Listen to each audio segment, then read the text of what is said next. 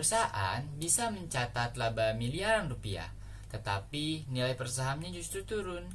Penyebabnya bukan kerugian, melainkan bertambahnya jumlah saham beredar. Dalam dunia investasi, yang dianalisis bukan hanya total laba perusahaan, tetapi seberapa besar laba yang menjadi hak setiap pemegang saham. Satu keputusan perusahaan, seperti right issue, waran saham, atau konversi obligasi, dapat mengubah nilai laba per saham secara signifikan. Disinilah konsep earning per share atau EPS menjadi indikator utama dalam menilai kinerja perusahaan. Pada video kali ini, kita akan membahas earning per share berdasarkan PSAK 56. Pembahasannya itu meliputi pengertian dan struktur EPS, EPS dasar dan EPS dulusian, efek dilutif, utang konversi, saham preferen konversi, waran saham, kompensasi saham, dan yang terakhir ada studi kasus real perusahaan Indonesia beserta analisis dampaknya terhadap EPS. Langsung saja kita ke videonya. Kita mulai dari dasar dulu ya. Jadi, apa itu EPS? EPS atau earning per share itu adalah laba per saham. Artinya, EPS itu menunjukkan berapa besar keuntungan perusahaan yang didapat untuk setiap satu lembar saham. Biar gampang dibayangin, anggap aja perusahaan itu punya keuntungan yang harus dibagi ke pemegang saham. Nah, EPS ini tuh kayak ukuran tiap lembar saham dapat bagian berapa.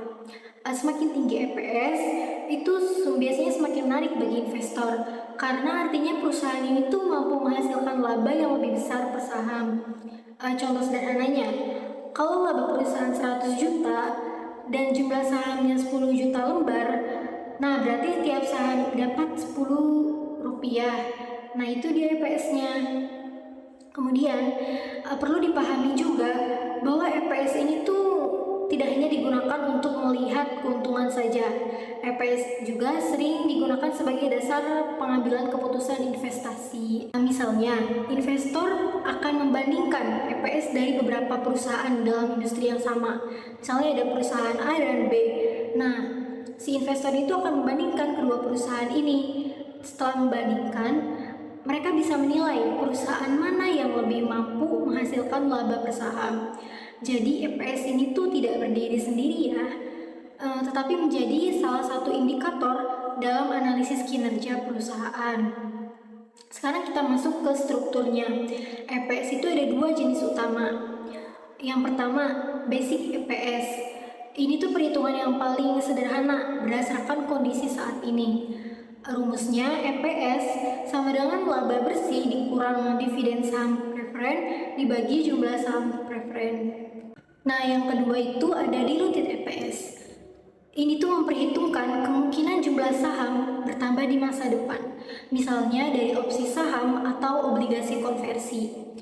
Biasanya diluted EPS ini tuh nilainya lebih kecil karena jumlah sahamnya dianggap lebih banyak. Simpelnya basic EPS itu kondisi sekarang. Kalau diluted EPS itu kemungkinan kondisi di masa depan.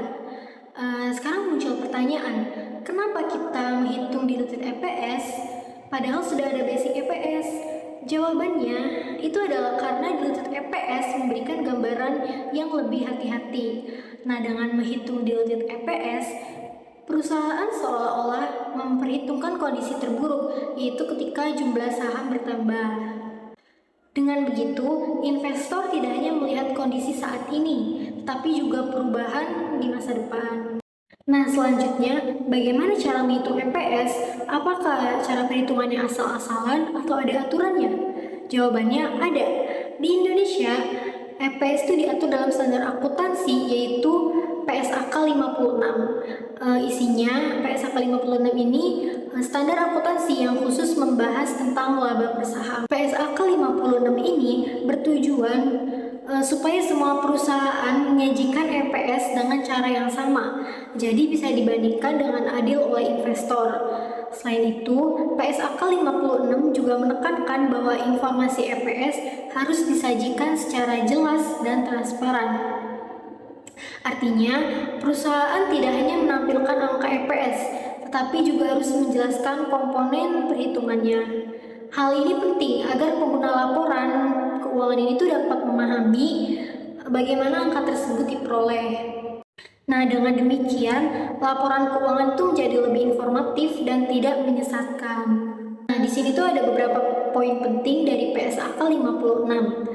Yang pertama, perusahaan yang sahamnya diperdagangkan ke publik itu wajib menyajikan EPS di laporan keuangan. Yang kedua, perusahaan harus menyajikan dua jenis EPS, yaitu basic EPS dan diluted EPS, seperti yang sudah dijelaskan sebelumnya. Yang ketiga, dalam perhitungannya, EPS itu menggunakan laba bersih setelah pajak dikurangi dividen saham preferen, lalu dibagi dengan jumlah rata-rata tertimbang saham biasa. Kenapa harus rata-rata tertimbang? Karena jumlah saham itu bisa berubah selama satu periode berjalan, misalnya karena penerbitan saham baru. Kenapa ya perusahaan itu bisa untung, tapi keuntungan per sahamnya itu malah berubah-ubah? Jawabannya ada di konsep yang namanya EPS. Di akuntansi, EPS itu dibagi jadi dua, IPS dasar dan juga IPS dilusian. IPS dasar itu simpelnya kita ambil laba bersih, lalu dibagikan dengan jumlah saham yang beredar saat ini. Artinya yang dihitung itu hanya saham yang benar-benar ada saat ini gitu. Tapi masalahnya dalam praktik, jumlah saham itu tidak selalu tetap, bisa bertambah. Nah, disinilah muncul yang namanya IPS dilusian. IPS dilusian itu sebenarnya mencoba menjawab satu pertanyaan, gimana kalau jumlah saham tiba-tiba bertambah? Kenapa bisa bertambah? Karena perusahaan punya yang namanya instrumen dilusian. Instrumen ini adalah instrumen yang berpotensi menjadi saham di masa depan. Contohnya, right issue. Jadi perusahaan menerbitkan saham baru dan ditawarkan ke pemegang saham lama. Dampaknya apa? Dampaknya yaitu saham juga bisa langsung bertambah. Kemudian ada warrant, yaitu hak untuk membeli saham di masa depan. Kalau digunakan, sahamnya juga bisa bertambah. Kemudian ada opsi saham karyawan. Jadi karyawan itu bisa beli saham dengan harga yang tertentu yang sudah ditentukan. Nah, kalau dieksekusi, sahamnya juga bisa bertambah. Kemudian ada saham preferen konversi, itu bisa diubah jadi saham biasa. Saat dikonversi, sahamnya bisa bertambah. Nah, kemudian ada obligasi konversi, utang yang bisa diubah jadi saham. Saat dikonversi, utangnya hilang, sahamnya bisa bertambah. Nah, kalau kita tarik satu garis besarnya, semua instrumen ini tuh ujungnya sama, yaitu menambah jumlah saham.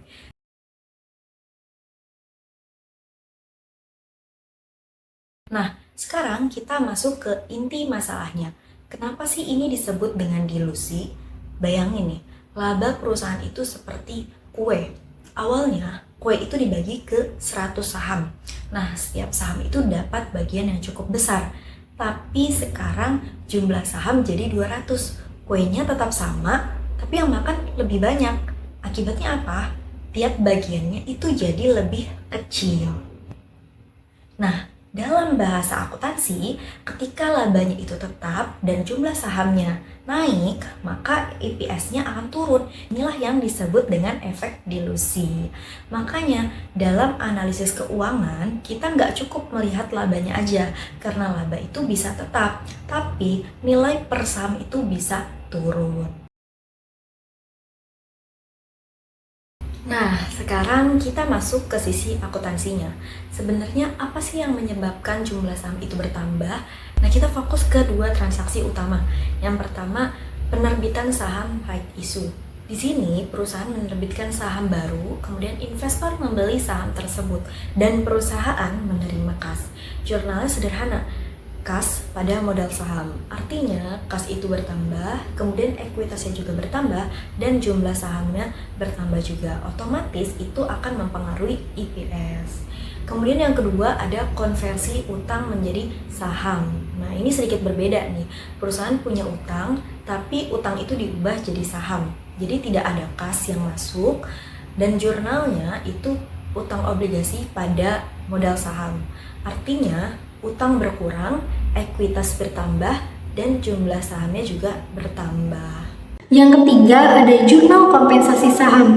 Nah, sebelum ke jurnalnya, kita ini harus mengetahui apa itu kompensasi saham Jadi kompensasi saham adalah imbalan yang diberikan perusahaan kepada karyawan dalam bentuk saham atau hak untuk membeli saham.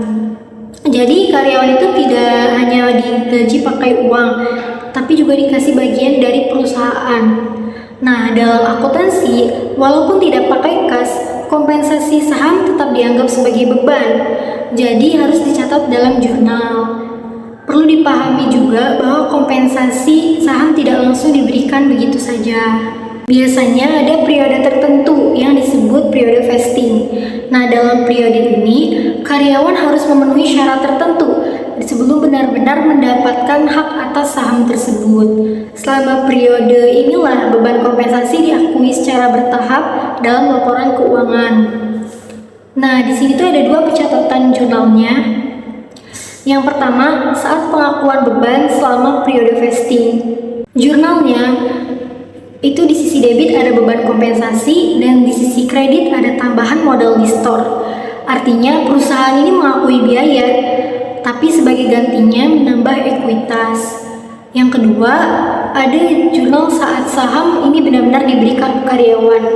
Jurnalnya di sisi debit ada tambahan modal di store dan di sisi kredit ada modal saham. Ini menunjukkan bahwa hak tadi sudah berubah menjadi saham yang sesungguhnya. Contoh sederhananya, misalnya perusahaan memberikan kompensasi saham senilai 10 juta selama 2 tahun. Nah, ini berarti tiap tahun itu dicatat 5 juta.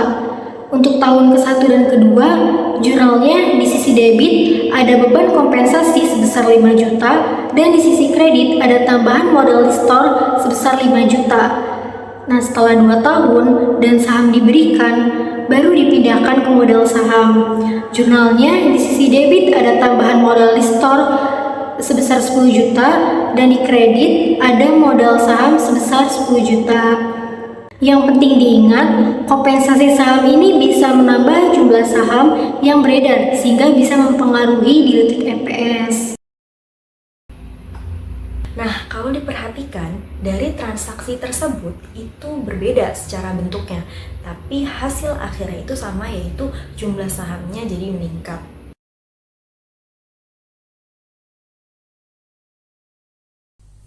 Pada tanggal 16 April 2026, PT Singaraja Putra Tbk mengumumkan rencana aksi korporasi berupa right issue kepada publik. Pengumuman ini disampaikan sebagai upaya perusahaan untuk memperoleh tambahan pendanaan melalui penerbitan saham baru. Dana hasil right issue direncanakan digunakan untuk beberapa kebutuhan perusahaan, yaitu melakukan akuisisi entitas lain, membayar kewajiban atau utang, serta menambah modal kerja operasional. Langkah ini menunjukkan bahwa perusahaan memilih pendanaan berbasis ekuitas dibandingkan penambahan utang baru. Hingga saat ini, rencana right issue tersebut masih berada dalam tahap persiapan menuju pelaksanaan RUPS yang dijadwalkan pada 26 Mei 2026 nanti. RUPS diperlukan untuk memperoleh persetujuan pemegang saham karena penerbitan saham baru akan mengubah struktur modal perusahaan secara signifikan. Dalam rencana tersebut, perusahaan akan menerbitkan sekitar 712 juta hingga 721 juta saham baru, atau sekitar 148% dari jumlah saham lama yang telah beredar. Jumlah penerbitan yang sangat besar ini berpotensi menimbulkan efek dilutif terhadap laba per saham atau EPS, terutama apabila peningkatan jumlah saham tidak diikuti dengan pertumbuhan laba perusahaan itu sendiri. Selanjutnya ada analisis berdasarkan PSAK 56, relevansi terhadap PSAK. Yang pertama, right issue langsung mempengaruhi EPS dasar. Yang kedua, tidak termasuk instrumen potensial, jadi bukan bagian EPS dilusian. Namun, ini tuh tetap menghasilkan efek dilutif nyata. PSAK menuntut yang pertama penyesuaian jumlah saham rata-rata tertimbang, dan yang terakhir ada pengungkapan perubahan struktur modal. Terus ada analisis risiko bagi investor. Yang risiko utamanya yang pertama penurunan EPS jangka pendek. Yang kedua, ketidakpastian hasil penggunaan dana. Yang ketiga, dilusi nilai jika tidak ikut right issue. Implikasi keputusannya, investor ini harus mengevaluasi apakah ikut right issue. Yang kedua, apakah prospek laba meningkat setelah ekspansi. Kalau kita tarik ke studi kasus PT Singaraja Putra Tbk, kita bisa melihat nih bagaimana konsep EPS ini bekerja secara nyata dalam laporan keuangan. Struktur logikanya seperti ini. Yang pertama, EPS itu bergantung pada laba dan jumlah saham. Nah, semakin besar labanya, EPS ini bisa meningkat. Tapi di sisi lain, jumlah saham juga sangat berpengaruh dalam perhitungan EPS. Karena dalam rumus EPS sendiri itu laba dibagi dengan jumlah saham beredarnya. Kemudian yang kedua, right issue itu meningkatkan jumlah saham secara langsung. Nah, dalam kasus PT Singaraja Putra Tbk, perusahaan itu menerbitkan ratusan juta saham baru untuk memperoleh tambahan dana. Akibatnya, jumlah saham setelah right issue itu meningkat sangat signifikan nih dibanding sebelumnya. Kemudian yang ketiga, jika laba tidak meningkat sebanding, maka EPS ini akan menurun gitu. Kenapa? Karena laba yang sebelumnya dibagi ke jumlah saham yang lebih sedikit, sekarang harus dibagi ke jumlah saham yang jauh lebih banyak gitu. Jadi walaupun perusahaan mendapatkan tambahan modal, nah nilai laba per sahamnya itu bisa saja menurun karena ya hal tersebut gitulah. Inilah yang disebut dengan efek dilusi. Nah, kemudian yang keempat, PSAK 56 itu mewajibkan dampak ini tercermin dalam pelaporan. Artinya, perusahaan itu harus menyesuaikan perhitungan EPS terhadap perubahan jumlah saham yang terjadi akibat right issue. Tujuannya itu apa sih? Agar laporan keuangan itu tetap memberikan informasi yang relevan dan transparan bagi para investor. Jadi kesimpulannya dilusi ini tuh bukan sekedar perubahan kepemilikan saham aja, tetapi juga perubahan nilai ekonomi per saham karena laba perusahaan harus dibagi ke jumlah saham yang lebih besar.